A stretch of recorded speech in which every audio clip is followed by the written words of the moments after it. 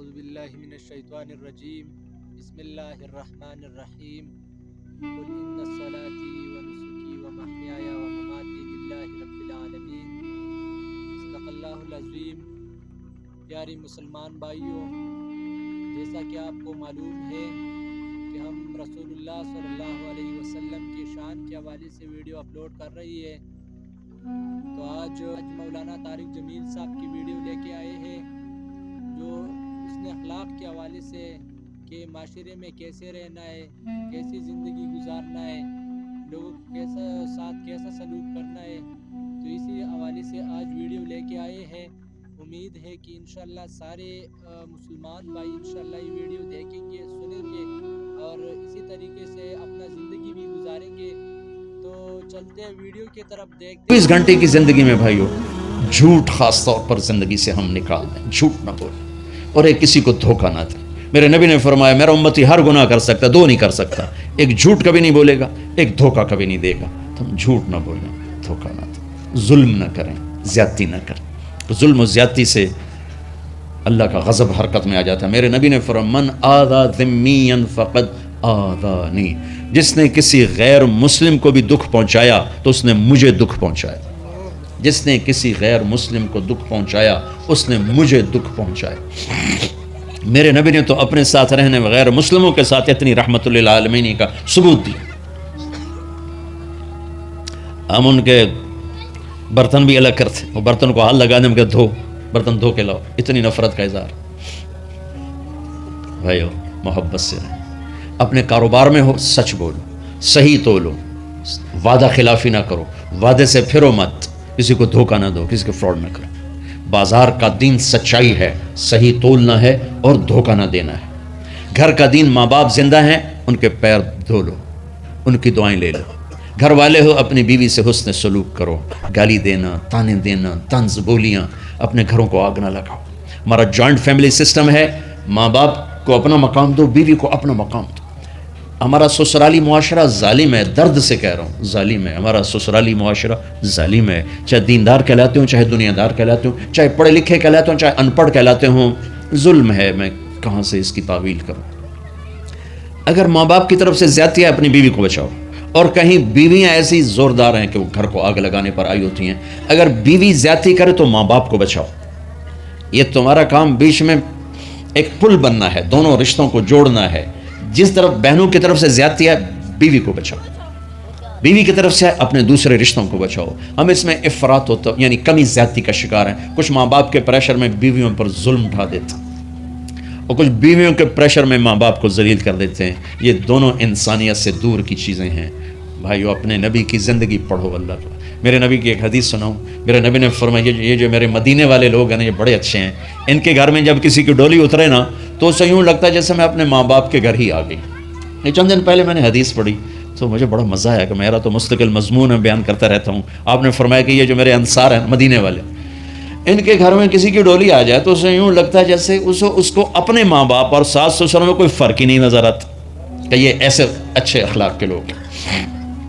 چلو اگر یہ نہیں ہو سکتا تو کم از کم یہ نفرت تو نہ ہو، لگائی بجھائی، لڑائی جھگڑے۔ طلاقوں کی شرح بڑھ چکی ہے صرف زبان کی بدتمیزی پر، صرف زبان کی بدتمیزی پر، صرف زبان کی بدتمیزی پر طلاقوں کی شرح بڑھ چکی۔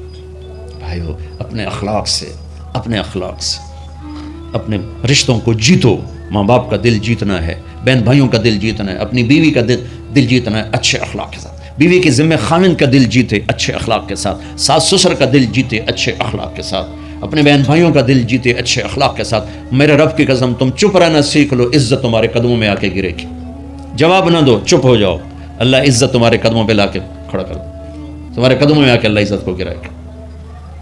اولاد کو عزت دو، اولاد کو عزت دو، اولاد کو عزت دو، ان کو ٹائم دو، پھر یہ ساری زندگی تمہارے غلام بنے گے۔ 3 سال کے بچے کو اسکول میں دھکا دے دیا، آیا تو ٹیوشن والے کے پاس بھیج دیا اور خود اپنے مزے کیے، تو یہ اولاد کبھی تمہاری نہیں ہوگی۔ انہیں ٹائم دو اور اولاد کی خواہشات کا خیال کرو۔ ان پر ایسے ماں باپ ہونے کی ایسی دھونس مت جماؤ۔ آج کل اولاد نافرمان ہے، آدھا قصور ماں باپ کا ہے، آدھا اولاد کا ہے، کہ یہ وہ شفقت اور وہ محبت اور وہ ٹائم نہیں دیتے، اس سے آگے بات خراب ہو جاتی۔ اور ایک بڑا حساس موضوع ہے، رشتے ناتوں میں اولاد کی رعایت کرو، اپنی اولاد کی پسند ناپسند کا خیال کرو، ان پر مسلط مت کرو۔ اولاد سے کہتا ہوں کورٹ کی شادیاں نہ کرو، عشق معشوقی کی شادیاں نہ کرو، یہ 99.9% ناکام ہو جاتی ہیں۔ زندگی اور چیز ہے، عشق معشوقی اور چیز۔ اپنے ماں باپ کی دعائیں برکتیں لے کر شادی کرو۔ لیکن ماں باپ سے کہتا ہوں اگر کہیں بچی کہہ دے میں نے نہیں کرنی یہاں، تو اللہ کے واسطے اس کی رعایت کرو، اس کو گائے بھینس نہ بناؤ کہ جس قلعے نال مرضی جا کے بن چھڈو۔ انسان ہے، جانور نہیں ہے، انسان ہے۔ زندگی جس نے گزارنی اس کی رعایت کرو، اس کی رعایت کرو۔ اولاد سے کہتا ہوں ایسے لو میرج اور گرل فرینڈ بوائے فرینڈ ہمارا کلچر نہیں ہے، یہ ہلاکت اور تباہی کا راستہ۔ میں قربان جاؤں میرے نبی کہ صاحبزادی جنت کی عورتوں کی سردار کا رشتہ آسمان پہ طے ہو چکا ہے کہ علی کے ساتھ کیا جائے گا۔ خبر آ چکی، جبریل آ چکے ہیں کہ یا رسول اللہ فاطمہ علی کے لیے، اور حضرت علی رشتے کا پیغام لے کر آئے ہیں، اور آپ فرما رہے ہیں انشاءاللہ۔ ہاں نہیں کی، کہا انشاءاللہ۔ ہاں تو ہو چکی ہے، انشاءاللہ۔ ہاں کیوں نہیں کی؟ ہاں ہو چکی۔ آپ کو سبق سکھانے کے، ہمیں شریعت سکھانے کے۔ گھر تشریف لے گئے، فاطمہ بیٹی علی کا رشتہ آیا ہے، ہاں کر دو۔ اللہ اکبر۔ جب جبریل آ کے بتا چکے ہیں کہ یہ رشتہ ہو چکا ہے آسمانوں پر، اللہ نے کہہ دیا ہے کہ فاطمہ علی کا کے ہاتھ میں دی جائے گی، پھر یہ کیوں پوچھ رہے ہیں بیٹی علی کا رشتہ آیا ہے، ہاں کر دوں؟ ہمیں سکھانے کی کہ کتنی بچیاں سسک کے زندگی گزار دیتی ہیں، ماں پیو زبردستی کر دیتے ہیں۔ کتنے بچے سسک کے زندگی گزار دیتے ہیں کہ ماں باپ زبردستی کر دیتے ہیں۔ بھائیو اللہ کے واسطے شریعت پڑھو، دین پڑھو، نبی کی زندگی پڑھو۔ حضرت فاطمہ رضی اللہ تعالیٰ عنہ کا انکار کرنا تھا، کیا خیر؟ آج کل کی شریع بچی بیچاری چپ کر کے کہتی ٹھیک ہے جی میں ماں پیو دی مرضی۔ تو فاطمہ جیسی ہستی کوئی تصور کر سکتا ہے؟ کہیں گی نہیں۔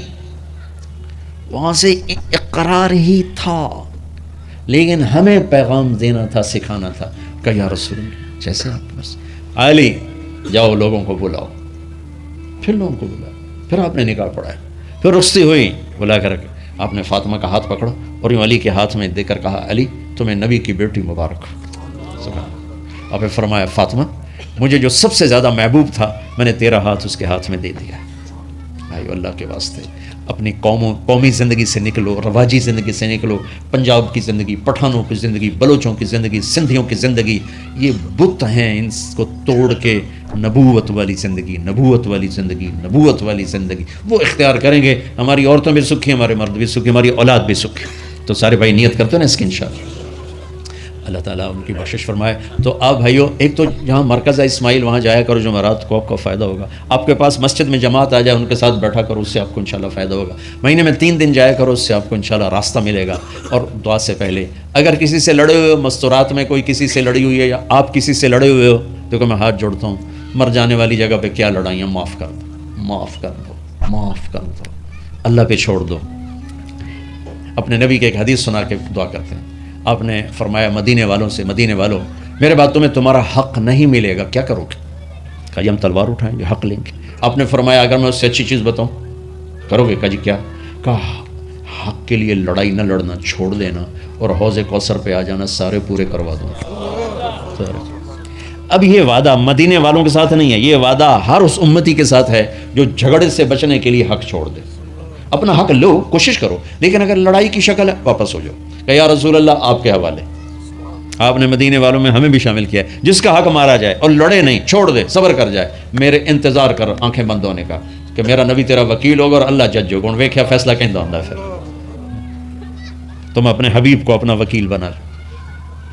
اب معاف کر دو، عورتیں بھی معاف کر دیں، آپ بھی معاف کر دیں، گلے لگو، امت بنو، محبت سے رہو۔ کیا 4 دن کی زندگی میں نفرتوں کی آگ بھڑکانا، محبت کے پھول بکھیر کے چلے جاؤ، کیا ظلمتیں پھیلانا، اپنے حصے کی شمع جلا کے چلے جاؤ۔